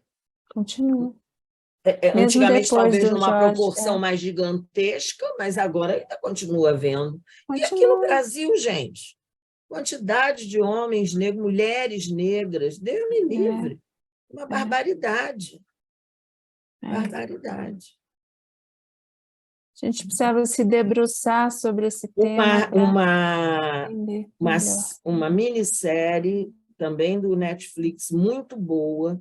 São 4 filmezinhos, Rainhas Africanas, que vai falar lá de uma rainha, é uma primeira, que provavelmente virão outras, foi a primeira feita, lá dos idos de 1600, e lá vai fumaça. Naquela época que havia um grande domínio dos portugueses, né, no caminho de buscar escravos e tal. Vale a pena vocês assistirem, porque que mulher fantástica. E é um documentário, então tem momentos que alguns historiadores e pesquisadores falam, e a fala final é de uma senhora, que ela fala, então, é angolana, né?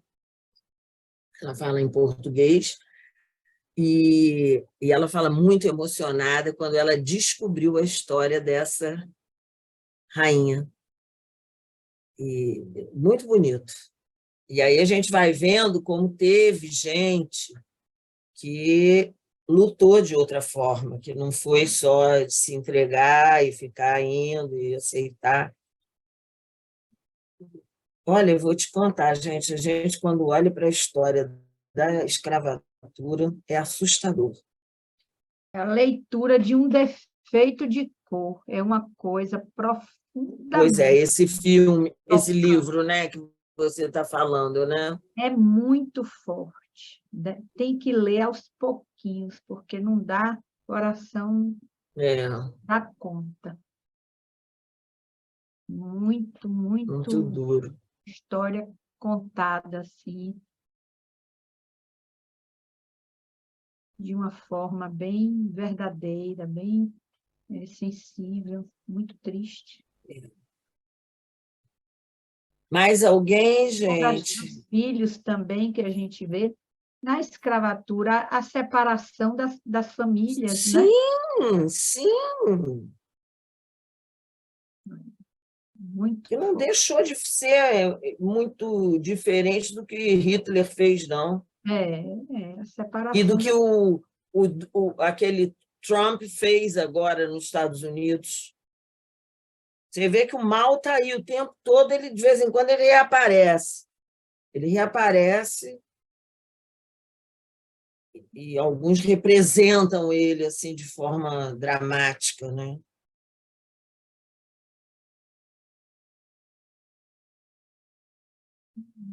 Muitas reflexões o filme trouxe, né? Muitas. Tem agradecimentos, elogios, dizendo a importância disso. Muito obrigada, né? Nós é que agradecemos, né, a oportunidade da gente poder trocar um pouco da nossa observação sobre essas questões, né? Foi muito rico, Sueli. Que bom. Fiquei que bom que a gente plantando uma sementinha aqui, outra ali, né? As coisas vão... E é como você falou na apresentação do filme, né? Que é para incorporar na consciência, né? Não é para esquecer. Né? Não é para esquecer. Integrar na consciência. Jamais. Jamais. Uhum. Parabéns, Sueli, Denise. Muito obrigada, bom. queridas. Obrigada pela presença aí. Agradecemos a vocês e, olha, vamos correndo para assistir lá no Canal Brasil. Né? Canal Brasil, não é? É TV Brasil ou Cultura? TV Brasil, eu acho que é TV Brasil. Está escrito aqui, ó. TV Brasil. TV Brasil. TV Brasil, Eu acho que esse primeiro filme eu já vi. em algum momento, naquele curta online, curta que tem documentários, mas eu vou rever. O Dia que Durou 21 anos. 21 anos, exatamente, eu já vi esse filme, mas vale a pena. Você não pode esquecer, não. Os Estados Unidos, Né? Não devemos esquecer. É o que temos, né, como possibilidade de tentar diminuir ou trazer a consciência dessa banalização ou desse enaltecimento do mal, né? Porque ele fica solto, e aí, né? Ele fica aí, né, nessa coisa flutuante. Gente, né? uma coisa que eu faço, eu passo para eu tenho pessoas aqui que cuidam do meu marido, né? São cuidadores. Eu passo para elas todas as informações, passo para a minha funcionária aqui de casa, passo para o garoto que varre aqui fora, eu vou mostrando tudo a eles, que eu fiz, irmão, é o que eu posso fazer. É mostrar a eles, para eles tomarem consciência, porque você sabe que isso fica muito... agora, com essa reformulação que teve no ensino segundo grau, ensino médio, Deus queira que metam a mão nisso e reformulem para o outro lado, porque só está preparando gente para ser arquivo, e não para saber da história, da cultura, do povo. Eu, às vezes, falo com gente mais nova, falo assim, você sabe você já viu Pasquim alguma vez na vida? Aí, não, menino, vai ver, porque é uma coisa tão interessante, porque para eles é uma novidade, não é uma coisa que eles conheçam, né? Então, eu vou soltando essas pérolazinhas para irem buscando, as mentes irem buscando alguma coisa de importante, de referência nova, né? Porque ficam muito assim, num basal, né? Muito pouca profundidade. Eu gosto muito de assistir, vou dar a vocês essa dica, o Bem-vindo Siqueira, no YouTube, junto com o Dimitri, que é um rapaz que tem 44 anos. Ele é advogado, ele é professor universitário, ele tem mestrado, doutorado, cacete 4. As análises que esse rapaz faz, eu fico assim, admirada. Admiro ele. Eu ficava assim, meu Deus, eu queria que esse garoto fosse meu filho. Porque uma capacidade de trazer conhecimento e de uma forma muito, assim, de explicando de forma fácil para se compreender, entendeu? É bem interessante os assuntos. Porque senão a gente fica... Obrigada por mais essa... Pois é, não é bom, menina, a gente compartilhar. Por que a gente pode compartilhar com os outros a não ser o conhecimento que a gente tem? Não é? Porque se você não ficar com aquilo tudo guardadinho aqui dentro de você, vai para a cova, vai para junto com você, vai embora. Tum. Né? O que a gente pode é distribuir. Se não quiser, joga no lixo, acabou-se. Mas o que a gente pode é compartilhar, né? Aí. E, infelizmente, estamos daqui na nossa hora. Na nossa horinha, né? Terminar a conversa de hoje, mas agora, né, na última segunda-feira de abril, estaremos aqui novamente, né? Sempre na última segunda-feira de cada mês, nós estaremos aqui, vamos divulgar o filme, a apresentadora, muito em breve, então sigam, né, aí as páginas da SBPA e venham sempre. Né? Nós queremos agradecer sempre a todos, a todas, né, que puderam estar aqui, dar as contribuições, né, e vamos espalhar, né, essas reflexões Quem quiser pode voltar a assistir ou compartilhar. Em breve teremos disponibilizado este encontro lá no canal do YouTube. No canal do YouTube da SBPA, né? Boa noite Isso a aí, todos, gente. a todas. Boa Muito noite, obrigada. fiquem com Deus. Boa noite. Tchau, obrigada aí pela presença de Tchau. todos. Maria Helena, um beijão para você, Rafael, um abraço, Beijo, Solange, um Sueli. beijo, querida. Obrigada, viu? Beijo para vocês da turminha aí, na nossa turminha. Beijo. Tchau, Marisa, tchau, gente. Fiquem com Deus. Tchau. Tchau. Ana Tchau. Sul, boa noite. Tchau, Boa obrigada. noite, boa Tchau. noite.